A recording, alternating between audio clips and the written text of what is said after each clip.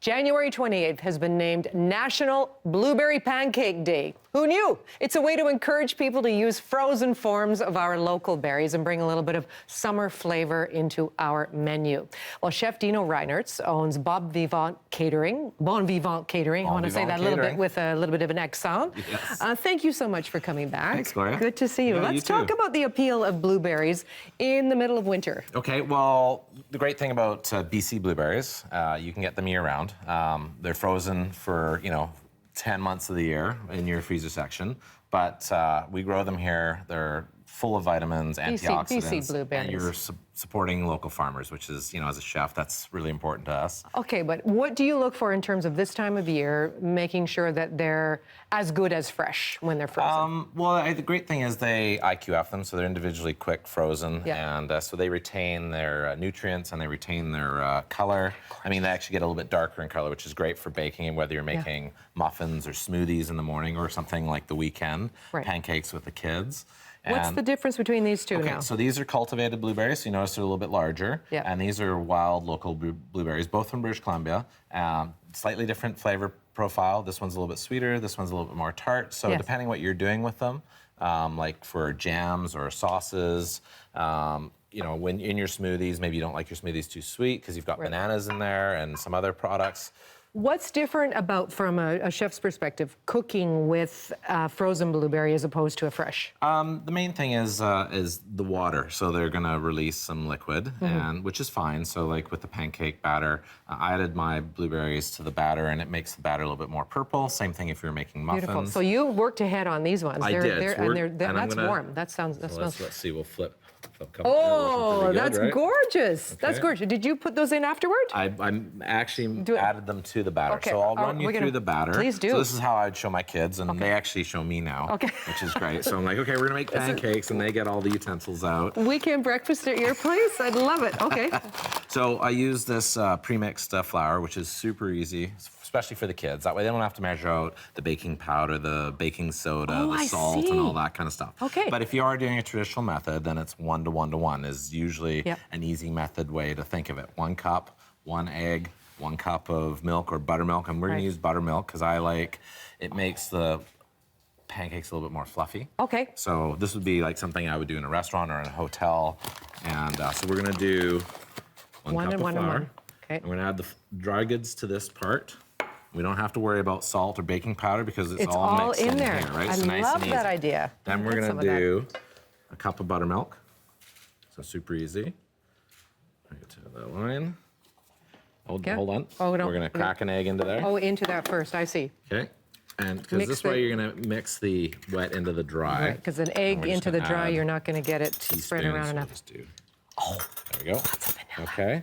So, and then if you want to pour that in, one of the other tricks with making... You don't have to mix this in first? That's fine. Okay. One of the tricks with making pancakes is to not over whip it. So if you mix it too much, it's going to be super smooth, which is kind of what you would think for a batter. Yes. But with pancakes, you kind of actually want them to be just moist. Just moist. Do you let it sit for a bit before you cook? Depends how hungry the kids are. Oh, I see. But you don't have to. I mean, you don't have to have any chemical reaction so see or how wait for it's anything. a little bit lumpy? Yep. That's fine. Then we're going to add some blueberries to that. You're going the other for the option is organic ones. if your kids don't like blueberries in your pancakes, you can make pancakes from that and just sprinkle blueberries into the mix. So actually, why don't we do that for these ones? Okay. So I'll just take these ones off. Oh, this is fantastic. And it's breakfast time. Everybody's saying, let's make some now. 1 and 1 and 1. We got it. So we'll just put that in there. Okay. And we had a mix, but what we're going to do now is we'll just take some of this new mix and you want to use the small organic ones? Yeah, let's do that. Just pour that on there, and then you can just sprinkle a couple blueberries right on top. Oh, they're really teeny, aren't they? So that's, You could use this the is how bigger you, ones if you don't and- want a pure purple pancake, That's you right, just you add the blueberries Oh, you were really to the- generous. Okay, well I'll go. Yeah, because you I want like those blueberries. big. Okay, good. And it's blueberry pancake day, right? So we want to kind of keep with the theme. And then it takes approximately 2 to 3 minutes on the side. Okay. Per side, depending on how hot your pan is. Like sometimes you have to play around. The first one might not come out the way you want it. Maybe it's too dark, maybe it's too light. Right. And that's the whole thing with pancakes. Those look just right. They are pretty good. So when we're finished here, I like whipped cream. I know my kids like making whipped cream because then they get to lick the whisk. The beaters? Or Yeah, the whisk- beaters, yeah. So we'll just do a little bit of whipped Oh, that's cream still on there. warm. Oh, it's That's still warm. beautiful. Now, And I then know we'll that, just- okay, whoops, and a little, then we have a little bit of blueberry sauce. So how did you make that? Okay, so I took half a cup of maple syrup, 2 cups of blueberries, and then we just heated that up, added a little lemon zest. Here, we'll just- We could always just put more cream on top, There we go. No, okay, what's with the lemon and the cinnamon? So this is for the sauce. So if I was to make the blueberry sauce, I would take a little zest of this, Yes. a little bit of that, some of the maple syrup. I see. Bring that to a simmer, add 2 cups of blueberries, Right. let it simmer for 5 minutes or so, and then if you want, a couple toasted pecans just to That kind is of beautiful. finish it off and make it a Now, little wait bit a more. second. I know that you consult with restaurants and things as well in terms of, bringing in the folks. How important is a great breakfast menu? I think, well, okay, say if you're in Victoria, breakfast menus are huge. Victoria is probably Just keep the talking. breakfast capital of our country, which is fantastic. Yes. Lots of great places to have breakfast over there. A lot of great restaurants in Vancouver as well, especially if you're staying in a hotel. Obviously, you're going to go down to the dining room and have breakfast, or you're going to order room service, right? So having a solid breakfast is always key, and having some things that kids want to eat as well.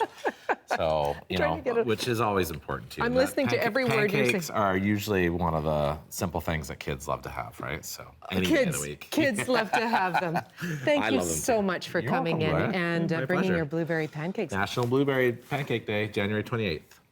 Delicious. It is so lovely. Super. So lovely. I just wanted